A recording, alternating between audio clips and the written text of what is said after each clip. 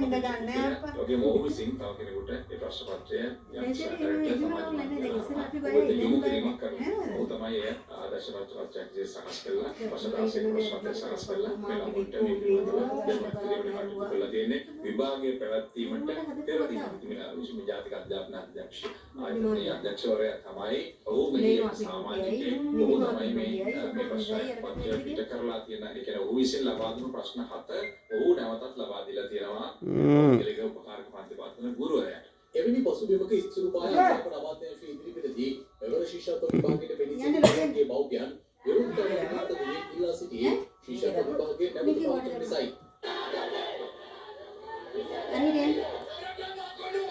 ළමයිට හොඳ නෑ කියන්නේ ආයේ තියනවා කියනකොට මේ පොඩි ළමයිනේ අන්තිම දියද ඒකස් වලට